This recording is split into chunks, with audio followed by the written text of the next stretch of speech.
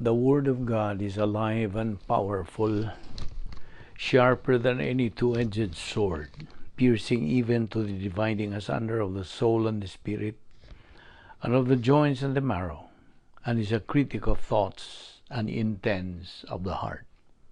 That is in Hebrews 4:12. All Scripture is God-breathed and is profitable for doctrine, for reproof, for correction, for instruction in righteousness, that the man of God might be mature, thoroughly furnished unto all good works. 2 Timothy 3:16-17. Study to show thyself approved unto God, a workman that needeth not to be ashamed, rightly dividing the word of truth. 2 Timothy 2:15. So then, just as you received Christ Jesus as Lord, continue to live your lives in Him, rooted and built up in Him, strengthened in the faith as you were taught, and overflowing with thankfulness. Your word is a lamp unto my feet and a light unto my path. And the gospel must first be preached to all the nations. Behold, the days come, saith the Lord God, that I will send a famine in the land, not a famine of bread, nor a thirst for water, but of hearing the words of the Lord. My son, do not forget my teaching, but let your heart keep my commandments. For length of days and years of life and peace, they will add to you. How happy are those who hear the word of God and obey it. But be doers of the word, not hearers only, deceiving yourselves. I am the light of the world. He that followeth me shall not walk in darkness, but shall have the light of life. Jeremiah 29:11. For I know the thoughts that I think toward you, saith the Lord, thoughts of peace and not of evil, to give you an expected end. Do not store up for yourselves treasures on earth, where moth and rust destroy, and where thieves break in and steal. But store up for yourselves treasures in heaven, where neither moth nor rust destroys, and where thieves do not break in or steal. For where your treasure is, there your heart will be also. For the work of the cross is foolishness to those who are perishing, but to us who are being saved, it is the power of God. Therefore, my beloved brethren, be steadfast, immovable, always abounding in the work of the Lord, knowing that your toil is not in vain in the Lord. Be on the alert, stand firm in the faith, act like men, be strong. Let all that you do be done in love. Sa dili pa kita padayon sa pagtuon sa pulong sa Dios ning adlaw, alang kanimo magtotoo, gimanduan ka nga imong hinganlan kanang mga sala nga imong nahimo ning adlaw. 1 John 1:9 says, if we confess our sins, God is faithful and just to forgive us our sins and to cleanse us from all unrighteousness. Alang kanimo higala nga wala pa'y kaluwasan, ang imong buhaton dili ang pagkumpisal, kundi ang paggamit niya ng imong kaugalingong kabubuton, your volition, free will, sa paghimog desisyon. Desisyon nga labing menungdanong desisyon sa tanan, nga mao ang pagtuo kang Ginoong Jesucristo ingon nga personal nga manluluwas. Acts 16:31 says, believe on the Lord Jesus Christ, and thou shalt be saved. Musa, sa hilo magamputa.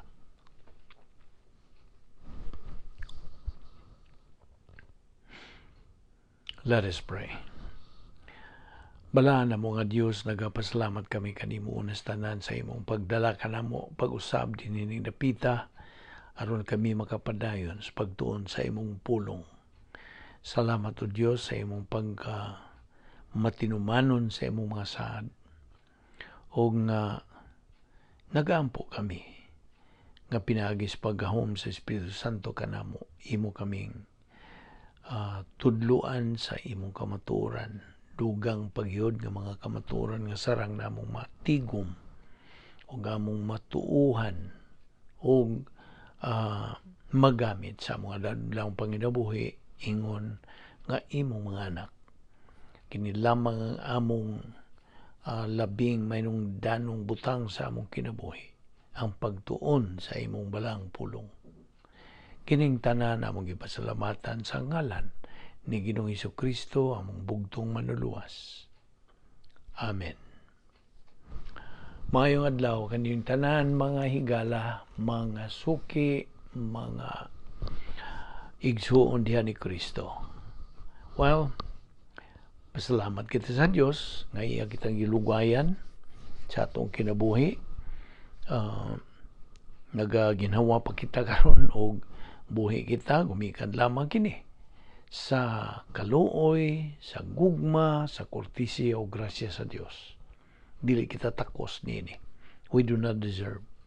Apan gumikan kay ang plano sa Dios nagapadayon pa man sa atong kinabuhi, then iya pa kitang gipabuhi o gihatagan pa niining kahigayunan sa padayon sa pagtuon sa iyang pulong. Aniya man kita nagadupot gihapon sa atong tun-anan sa taon-taon na ang atong topic, the dynamic spiritual life of believers. Ang mabulokon, kulbahinam, manindot, ulabaw nga matang sa panginabuhi nga espirituhanon sa mga magtotoo. So, padayon kita pag hisgot niini o sa ato nang giingon kanimo nga kita mga luwas naman gumikan sa atong pagtuo kang Ginoong Hesukristo, nagpahiluna kita sa iyang grasya, sa iyang pag-ingon nga tumuo kamo kang Ginoong Hesukristo ug kamo maluwas. Acts 16:31. So pagkaluwas nato, imanduan na sa kita sa Dios, sumala sa iyang pahimangno nato nga kita patuboon diha sa kahibalo sa grasya kang Ginoong Hesukristo. Grow in grace and in the knowledge of our Lord and Savior Jesus Christ, segundo Pedro 3:18. Sa atong pagpadayon nini mao ni gitawag og spiritual momentum, adlaw-adlaw natong pagtuon sa pulong sa Dios. Okay. Ato naman ginaingon o kita nagabarog na ng prinsipyo nga the Christian life is a mental attitude life. Matang kinis pangunahuna. Okay? Mao nga ang atong dapit nga puloy-anan, the only place or the only residence natong mga magtotoo, samtang aniya pa kita dinhi sa kalibutan, niining phase 2 sa plano sa Dios, believer in time, kita magapadayon sa atong spiritual momentum, pagpakaon sa atong kalag. Matthew 4:4, man does not live by bread alone, but by every word that proceeds from the mouth of God. Busa kini atong gihimo, mao ang proseso, ang paagi nga kita magatuon ining mga hunahuna sa Dios, divine viewpoint, aron kini mao ay atong gamiton sa atong paghuna-huna adlaw-adlaw sa atong kinabuhi. So again, the Christian life is a mental attitude life. O kanang dapit nga residence nato mo lamang ang operational divine sphere, dapit nga may gahom sa Dios ug niya usab kini sa atong panghunahuna. Kay basing yan ang principle nga ang Christian life is a mental attitude life. Okay. Ato manggihisgutan katong Kolosas 3:15, let the peace of Christ rule in your hearts, nga gimanduan kita nga paharion ang kining kalinaw ni Ginoong Hesukristo dinhi sa atong kalag. O ang versikulo 16 usab nagaingon, let the word of Christ dwell in you richly in all wisdom, nga papuy-a kanang pulong sa ni Ginoong Jesucristo diha sa atong kasing-kasing. Kay kini amo bitan ang giingon nga ang pulong sa Dios is very valuable to us. Labihan pagkabililhon o mo kini unsa ka importante gyud ang atong pagtuon sa pulong sa Dios on a daily basis. Aron kini atong pangunahon na maunsa mapulihan na gyud sa mga Dios nun nga pangunahona. Ang Isaiah 55:8 and 9 again, ang Dios nagaingon, my thoughts are not your thoughts, my ways are not your ways, saith the Lord. For as the heavens are higher than the earth, so are my ways higher than your ways, and my thoughts higher than your thoughts. Okay? Now, we have to use all the doctrines sa ato ng pagpadayon sa pagkinabuhi ng mga Kristohanon. We have to use all the doctrines that we had already studied nga itong gi-metabolize na. Inomdom ka sa tulo ka reception, retention, and recall. Kini ang steps nga itong sundon sa atong assimilate Bible doctrine, muna reception, sunod atong ipundo, tigumon, retention, o ang ikatulo, paghinumdum, recall. Now, atong tibanan nga, kini atong pangunahuna is very, very important. Proverbs 23:7 sa gisulti. Proverbio 23:7, you are what you think. Now, kining atong mental attitude is the function of human thought, of course. Now, we are touching now on the mental attitude dynamics. Kay may kalabutan man kini sa atong topic nga dynamic spiritual life of believers. So again, mental attitude is the function of human thought.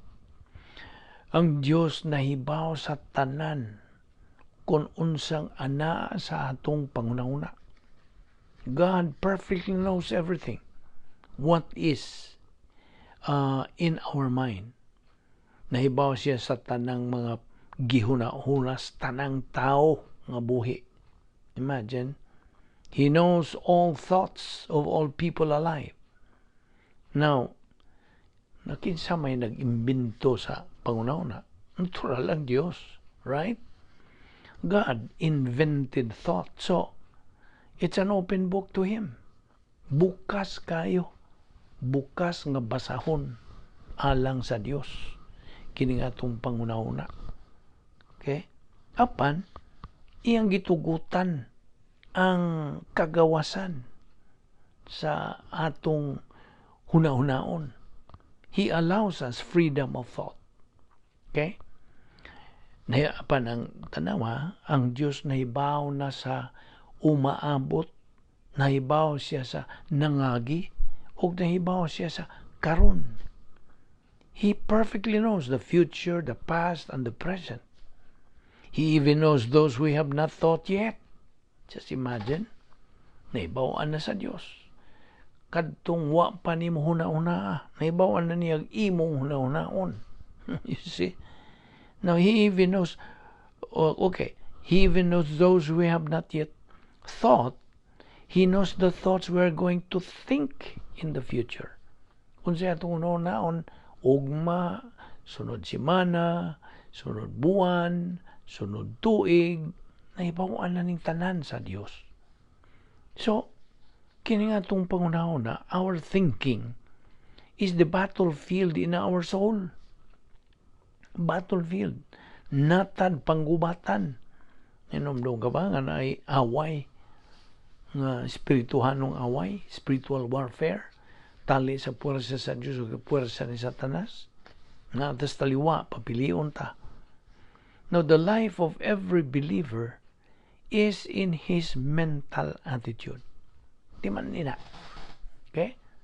The life of every believer is determined by two principles, dua ka prinsipyo. What he thinks and what He decides. Nainumdum pa ba ka sa law of volitional responsibility? Now, this is very critical. God holds us responsible for what we think. Diman na to na. Kita ra ang manubag. So, unsay atong huna-hunaon. You may be judged by your overt behavior, but God judges us by what we think. Mauna iyang hukman. We cannot know or see what other people think. Basta? Di man takibaw. We cannot read other people's mind. But what we only see in other people, dili kumplito. So we cannot judge them just by what they do. Dili kita makahukom. Now, kung mutanaw sa Diyos, unsa may iyang tanawon, He looks at what is inside, not at our outward look. Okay? Now, only God can see everything. Man cannot. Siya ra gyud ang Dios mo'y makakita sa tanan. Kini atong pangunahuna, mao na akong giingon nimo, is very important. Our thinking motivates our action. Basta magadasig sa atong pagbuhat. Kung sa atong ginahuna, what you think is what is the most important thing. Thinking and emotion cannot go together. Dili ra ba na sila magkakuyog yun? Dili sila magkauban. Kaya ang function sa atong emotion is only to appreciate our thinking. In fact, ang emosyon ng atong pagbati has nothing to do with our spiritual life. Nothing. Wala. Kadungog ka. Kamo nga bag-upang nakadungog ni ining puntuha, timan ina ni. Nga ang emosyon ng atong pagbati, why labot kini sa atong espirituhanong pagkinabuhi. Why labot. What counts is the power of the divine viewpoint nga nagatuyok-tuyok na diha sa atong panimuot in our stream of consciousness.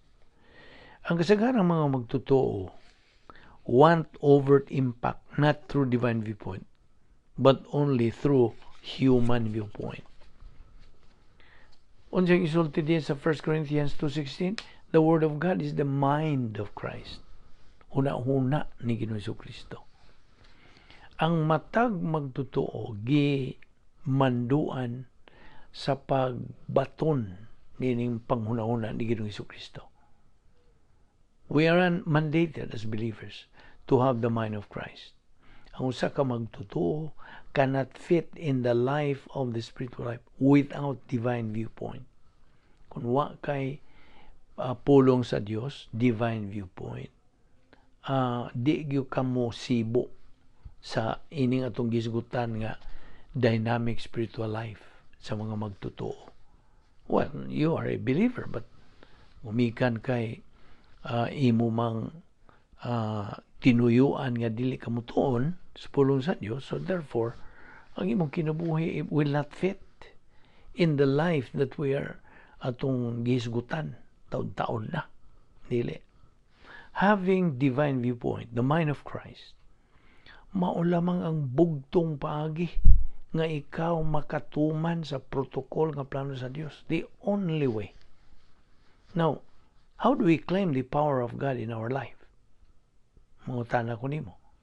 Unsa man nato pag kanang angkon niya ng gahom sa Dios nganhi sa atong kinabuhi? Tubag? When we have the mind of Christ. Pinagi sa enabling power of the Holy Spirit sud sa operational divine sphere, fulfilling the protocol plan of God. Ang gahom sa Dios dinhi sa atong panguna-una, atong mental attitude. Now, daghan na bang mga magtotoo don't know how to have the power of God? Wala. Wala sila kaybaw. The only way to have that power, paminaw, the only way to have that power is by having divine viewpoint thinking. 1 1 Corinthians 2:16, ang huna-huna ni Kristo. Now, no one can give you divine viewpoint thinking. Wala. It's you to use your volition to possess it, pinaagi sa Bible doctrine. Kini nga itong gihimo, apil na ni, this is one of the paagi nga gisangkap sa Dios kanato. Ang iyang nagkanalay mga ministry nga gigamit sa Dios alang sa pag-unsa,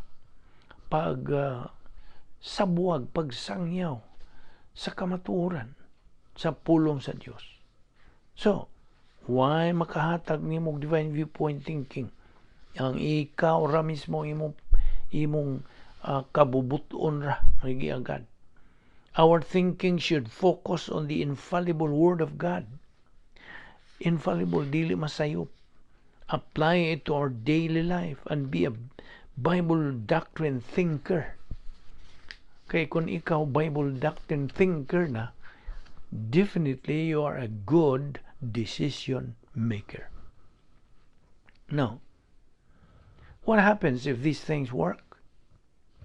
Ang gnosis, ang knowledge understood will become epinosis. Sa diha nga imo kining dawaton o imo kining hangpon, imo kining tuuhan, okay? And you claim it and then you can use it. Ang application, ang paggamit sa doktrina, magasugod sa diha ngang epinosis musud na diha sa imong frame of reference o sa memory center. Okay?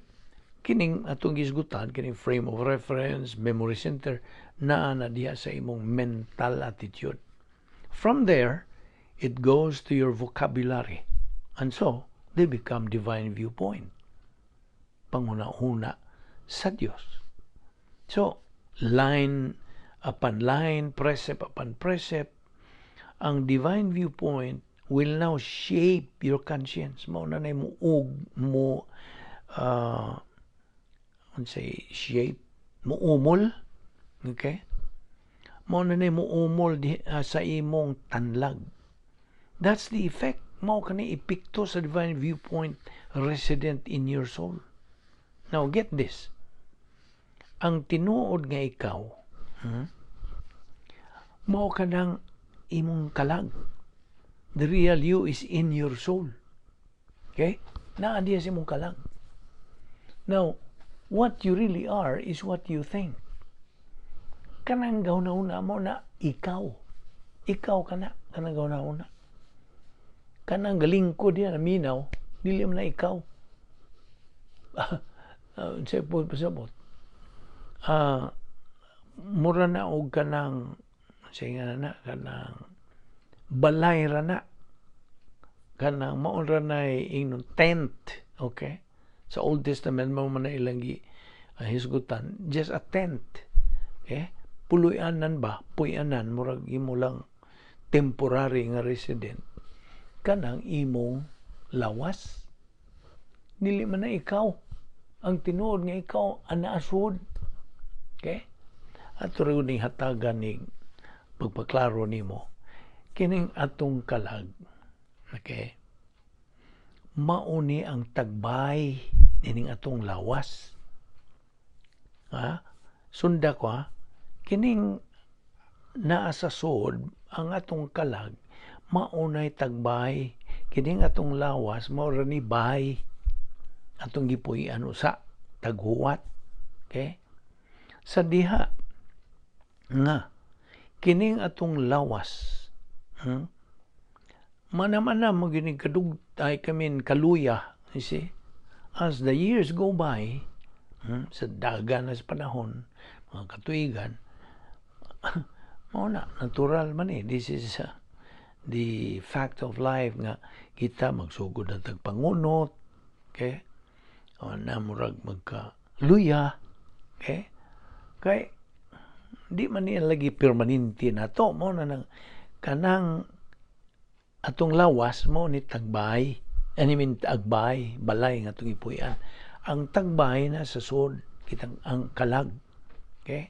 Sa diha nga ibutang tayo kumparal na nato ning bahay nga maggadugta na ang bahay unsa man ug mag-uwan natural nanay mo tuo okay para man sa akong amigo yung mura ito og muuwan natural mura man ito og muuwan so inig-uwan na musugod na ng pagtuto okay yan anay mga buslot sa atop.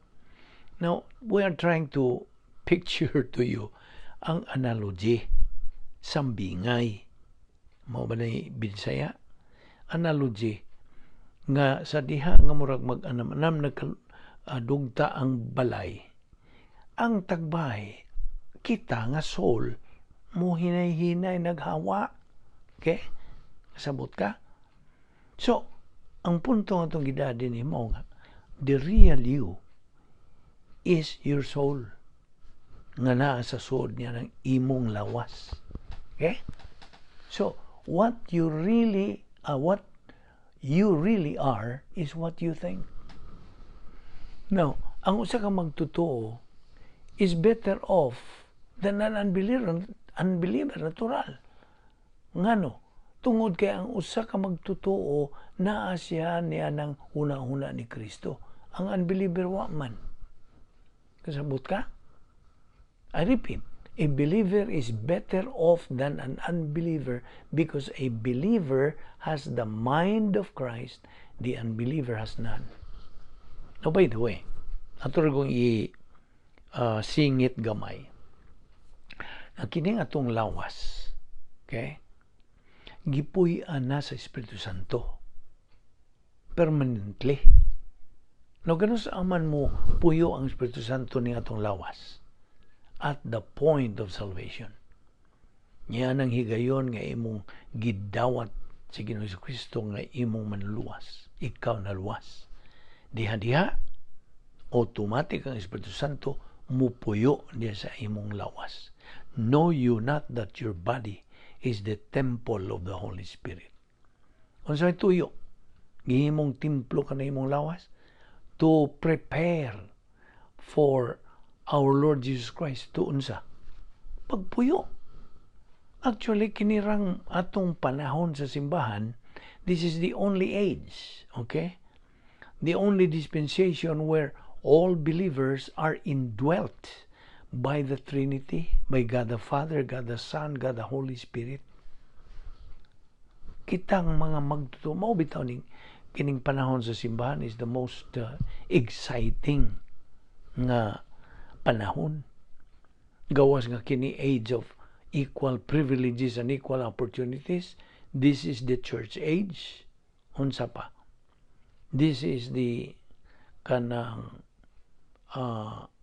well, of course, age of apostasy po. Okay?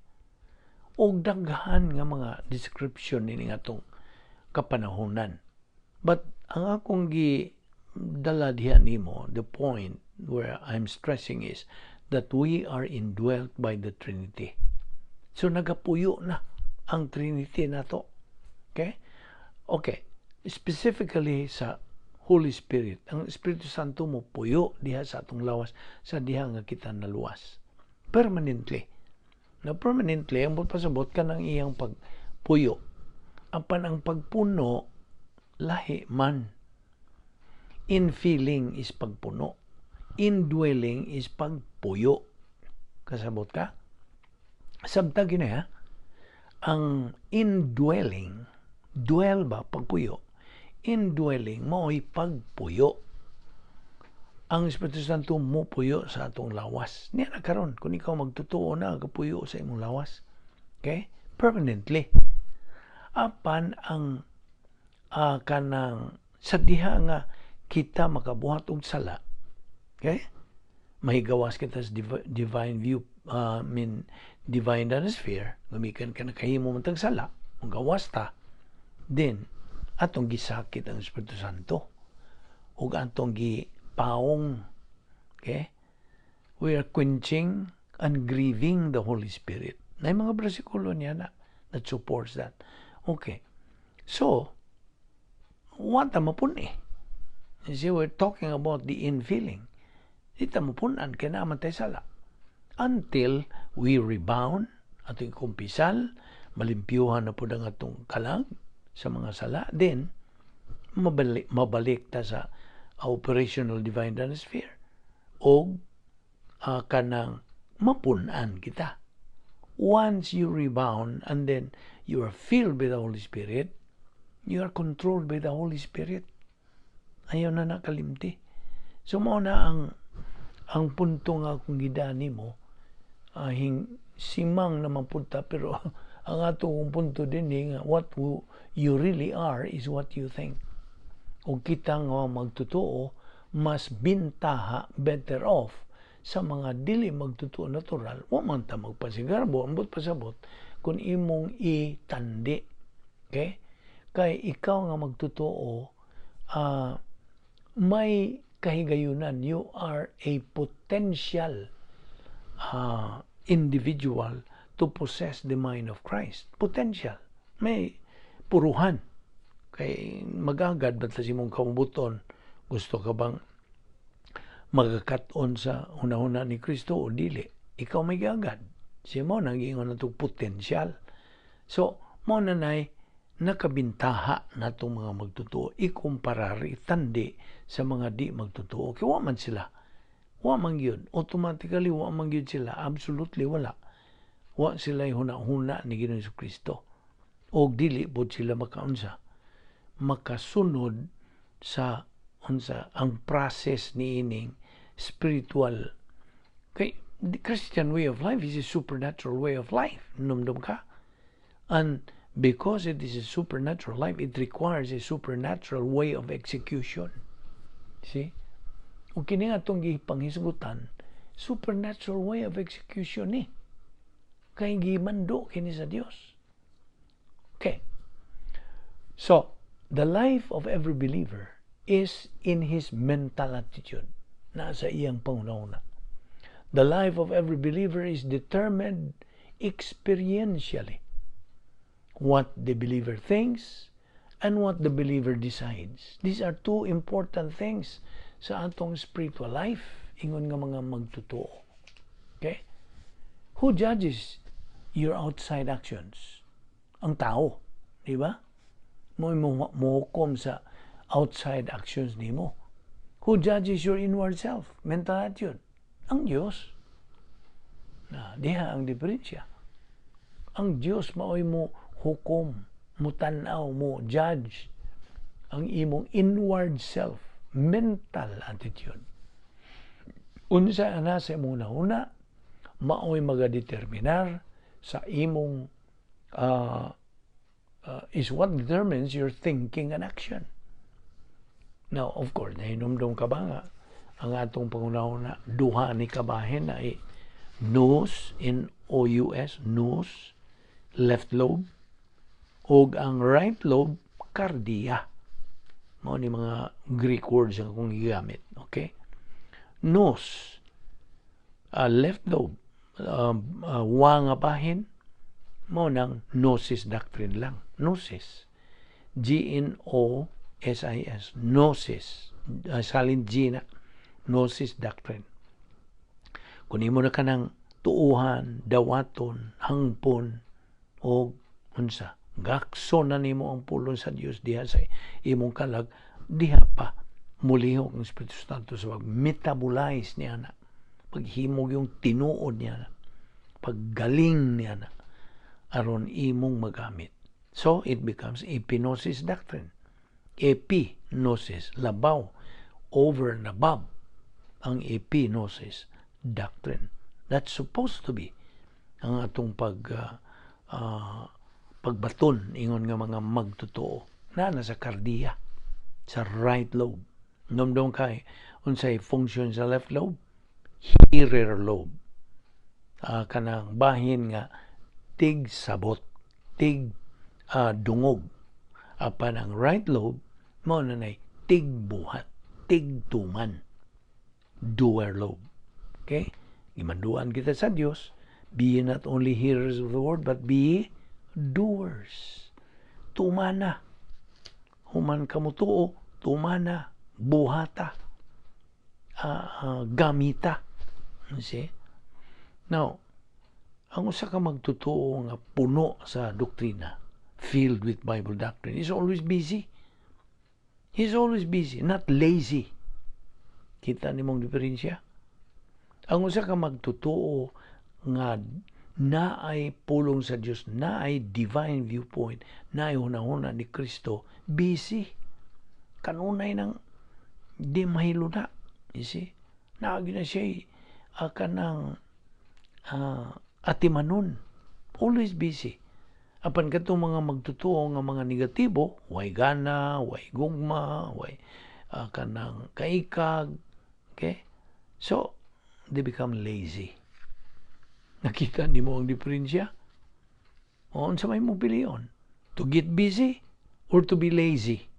Naman na. It's a matter of choice.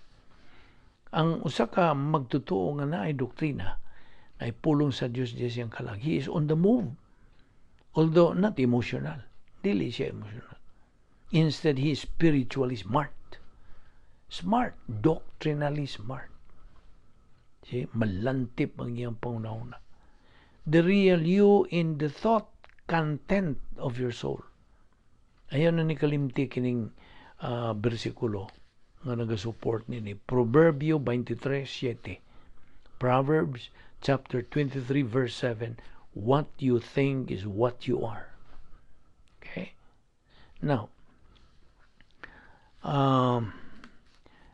let's talk about personality. Okay? Personalidad. Ang personality, by the way, is not the real person, but what is in the mind. Okay? Una gyud.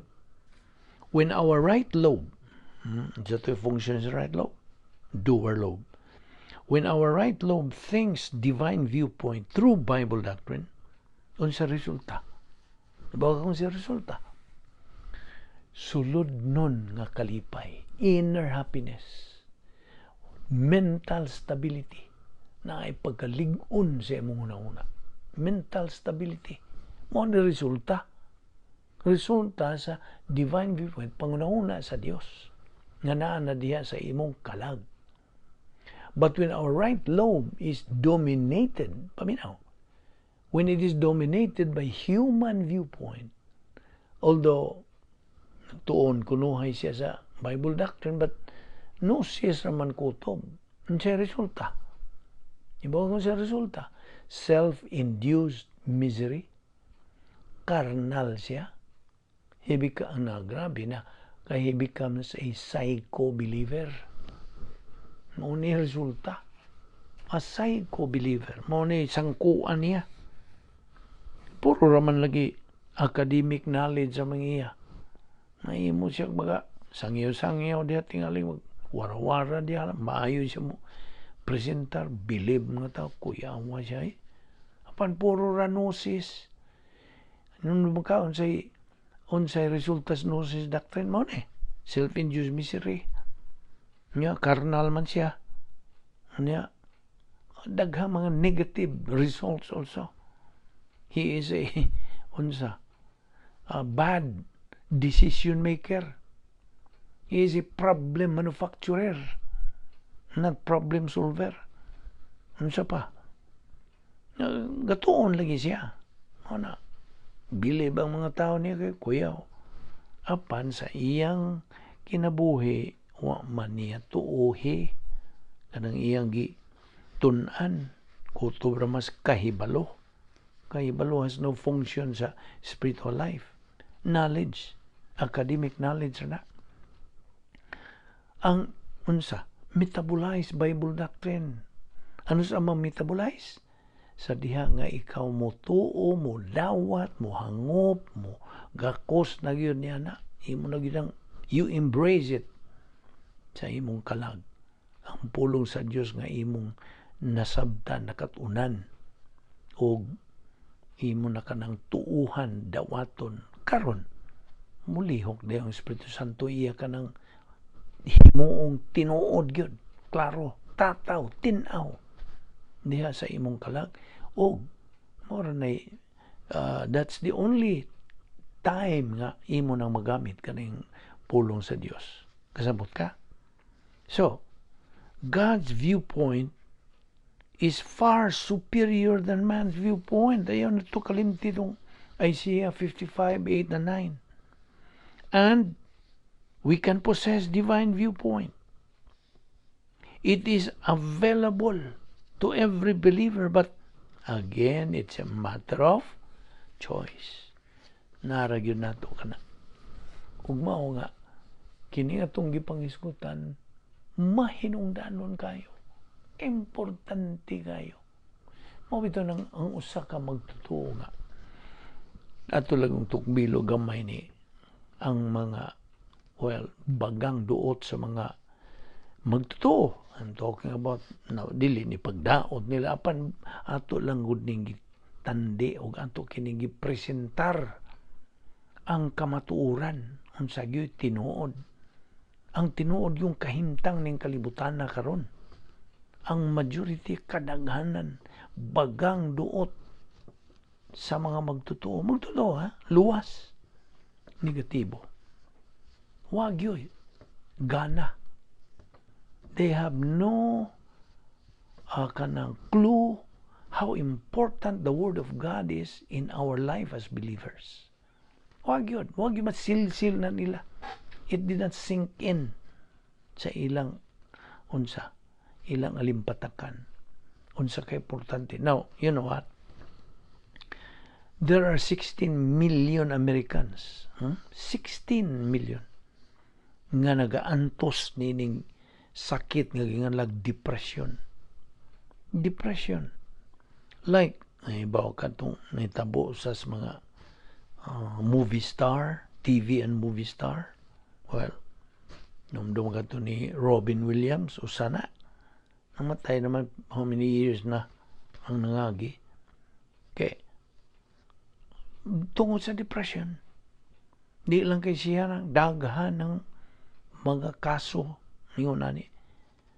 But mangutan ako ni, do you know the main cause of depression? Ibaw ka? No truth. Why kamatuoran? Ngano? Negatibo lagi sa pagtuon sa kamatuoran. So, negatibo. No, negative to it, truth. Ngano man? Ngano negatibo man sila? Well, dagan silang mga kanang katarungan. Usa niini ang ilang religious background. Okay? Kasagaran nila mo yung unsay among hingmatan, maunsa po'y pakamatyan, all of those religious background. Nya, gawas pa nini, wrong priorities in life. Sayop nga mga pasiunas kinabuhi. Unsa pa? Na ay ilang panginabuhi nga disorganized, confused, illogical. So, unsa resulta? They have a very low self-esteem. Okay? Anya dugangan pag yun nas mga preconceived notions. Unsa lagi ilang naandan. Di na mausab. Di na sila maminaw unsa sa mga kamatuoran dili. Kaya ang ilag yung gibarugan nga mao ra sila tinuod. Grabe pag yun daghan mo ingon nga daghan man mi ba gamay ra mo. Natural. Tinuod man na nga daghan mo. Kay gasunod man na sa pulong sa Dios des Mateo 7:13 o 14. Matthew 7:13-14. Basaha. Ang siya gisulti diha. Wide and easy is the gate that leads to destruction. Many are entering into it. Tinuod daghan.